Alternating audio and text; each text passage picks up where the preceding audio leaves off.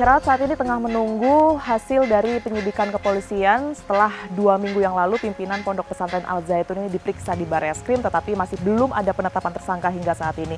Saya akan meminta tanggapan dan juga pandangan dari penasihat ahli Kapolri seperti apa dan juga apa yang sebenarnya terjadi dan menjadi pertimbangan dari pihak kepolisian. Kita ikuti fakta selanjutnya.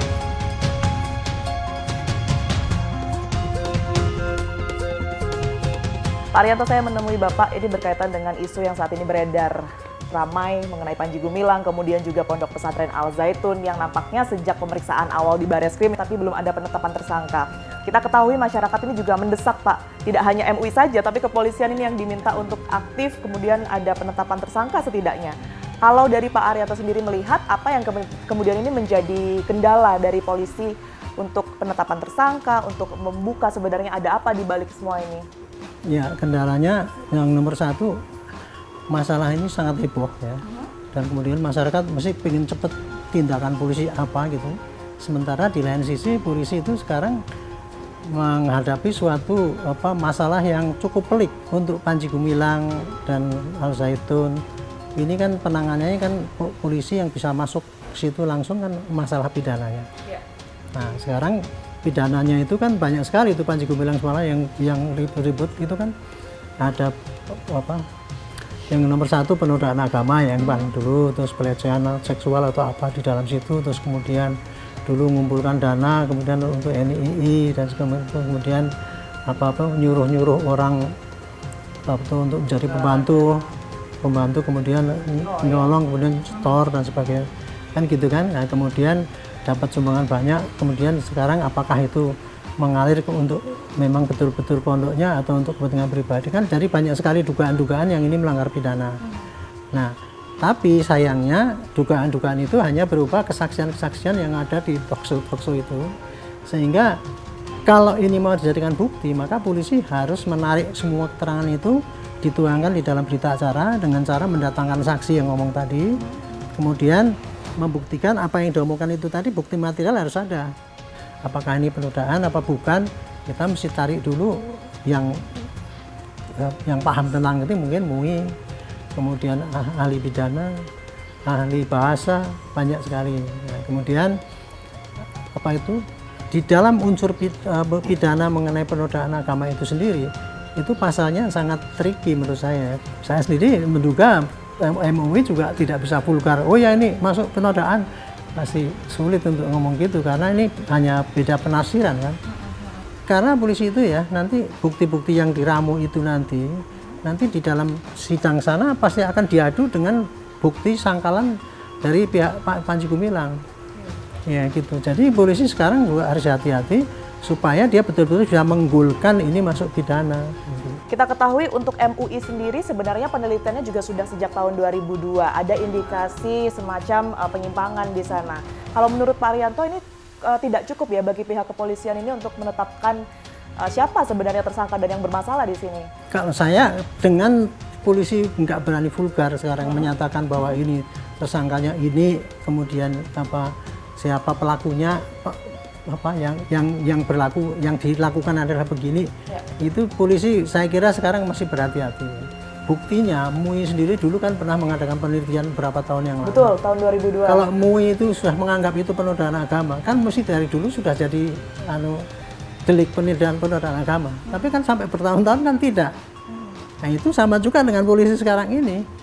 Sekarang dia mendapatkan pada saat Bapak menjabat juga ya Pak, ya masih aktif di dalam Barreskrim ya Pak ya. Tapi saya dulu tahun 2003 ya, saya di Bitung. Saya nangani yang berkaitan dengan Al Zaitun itu mutlak lah menurut saya itu satu tidak pidana karena yang dilaporkan kepada saya itu ada ibu-ibu yang datang, Pak anak saya ini jadi hilang kesadarannya. Di tahun 2003 tuh ya Pak, ya, sudah banyak sekali pelaporan. 60 orang waktu itu ibu-ibu yang kehilangan anaknya itu. Ada apa Pak pelaporannya, artinya perbedaan sikap? Anak saya itu hilang kesadarannya, susah dikendalikan, barang saya dicuri, kemudian dijual, katanya dipakai untuk imamnya, gitu. Penyelidikan polisi pada saat itu sampai mana Pak Arianto? Saya ya baru sampai meriksa itu sebagai saksi, kan gitu kan. Tapi kan saya juga waktu itu belum sempat sampai kepada orang yang kehilangan laptop itu siapa. Kan itu kan karena acak ya banyak sekali sehingga Dan orang yang kehilangan laptop pun kalau dipanggil sebagai saksi kebanyakan kan nggak bisa. Sehingga waktu itu saya hanya mendatakan dan meriksa, tapi belum sampai pada penyidikan ya. Baru penyelidikan, meriksa-meriksa saksi-saksi yang ibunya yang melaporkan sama orang yang kehilangan itu. Tidak sampai ke penyidikan karena? Ya karena menurut saya bukti awalnya belum cukup kuat untuk itu. Artinya terputus di situ ya Pak ya? Ya untuk satu saya tuh dulu tuh terputusnya karena bukti awalnya tuh kurang cukup kuat untuk diangkat menjadi fakta di persidangan itu, sehingga ya nggak bisa lanjut. Oh bahwa ini memang suruhannya dari Panji Gumilang. Kalau dilihat dari kasus sekarang, kemudian juga kendalanya kayaknya sama ya Pak ya? Akankah ini juga terhenti Pak seperti di tahun 2003 itu tadi? Kalau saya memperkirakan ya, kalau yang disasar itu NII ya, kayak saya kira sampai apapun susah lah untuk membuktikan bahwa itu gerakan NII yang dilarang atau apalagi makar gitu ya. Kemudian membuktikan bahwa FAI dulu dilakukan oleh Bapak Al-Zaitun itu akan sulit lah gitu. Tapi kalau untuk yang TPPU, ya, yang terbaru kemarin Menko Polhukam juga yang sempat TPPU itu menurut saya itu sangat TPPU. telak sekali. Itu tidak akan mungkin seorang Panji Gumilang itu mengelak ya. Buktinya kalau itu saja itu sudah bisa dijerat dengan TPPU, karena di dalam TPPU itu bunyinya dalilnya sangat kuat sekali. Untuk menyidik ini tidak perlu pidananya itu dibuktikan lebih dulu. Lah kan berarti kan penipuannya nggak perlu dibuktikan dulu, atau penggelapan nggak perlu. Yang paling mungkin kan ini kan dia menggelapkan ya, menipu atau menggelapkan uang itu kemudian dipakai untuk kekayaan sendiri atau apa gitu. Tapi di sini bukan korupsi loh yang sini. Hanya TPPU itu aja. Ya. Baik, terima kasih penjelasan dan juga gambarannya yang sudah diberikan kepada kami Pak Arianto. Sehat selalu Pak Arianto Sutadi. Terima kasih. Kita temukan fakta selanjutnya pemirsa. Pemirsa, saat ini saya akan mencoba untuk menghubungi kuasa hukum dari Panji Gumilang, Hendra Effendi. Saya akan meminta beberapa keterangan berkaitan dengan sejumlah laporan terhadap kliennya Panji Gumilang. Karena beberapa waktu yang lalu saya juga sudah mencoba untuk menghubungi, cuman dari pihak Hendra Effendi masih belum atau enggan memberikan sejumlah keterangan. Terakhir di tanggal 13 Juli, saya akan mencoba lagi.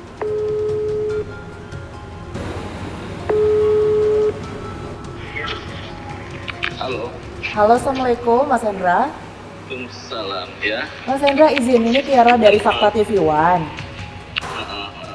Mas Hendra, saya boleh minta saya boleh minta waktunya ya buat wawancara soal beberapa LP aja sih Mas Hendra. LP terus? Kurang lebih itu aja. Kira-kira Mas Hendra bisanya? Ini yang mana ya? Soalnya ada telepon lagi ke saya yang lainnya ini. Ini yang minggu kemarin Mas Hendra dari Fakta TV One. Oh, Fakta TV One. Iya, betul. Ya. Oke. Kira-kira berkenankah Mas Hendra? Ya, boleh tapi sebentar ya. Untuk waktunya kapan Mas Hendra izin? Kalau bisa jam 18-19 bisa, atau jam 20 bisa nggak? Jam 18, 19. 20. Jam 20 lah, jam 20. Posisinya di mana Mas Hendra?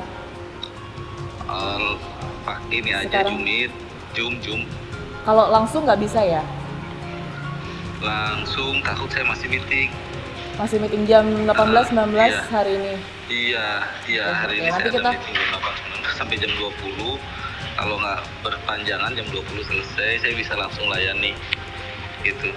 Kalau misalnya di hari Sabtu bisa kah? Boleh, coba nanti kita atur waktunya ya. Boleh ya Mas, soalnya kami kontak-kontakan. di hari Sabtu ya Mas Iya. Hendra. Iya, kita atur ya, nanti ingetin saya ya. Oke, ya. terima kasih Mas Hendra. Yo, Ditunggu yo, informasinya terima Mas. Iya, tadi saya sudah mencoba untuk menghubungi kuasa hukum Panji Gumilang dan sejauh ini bersedia untuk diwawancara dalam waktu dekat.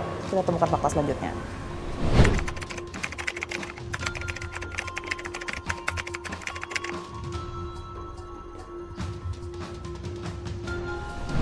Penyelesaian secara hukum masih diharapkan sebagai salah satu jawaban atas kasus dugaan penistaan agama hingga penyelewengan dana yang dilakukan oleh Panji Gumilang di dalam Pondok Pesantren Al-Zaitun. Lantas dari sejumlah laporan yang masuk di dalam polisi, pasal mana yang nantinya akan menjerat Panji Gumilang? Saksikan terus Fakta setiap hari Senin pukul 20 waktu Indonesia Barat hanya di TV One.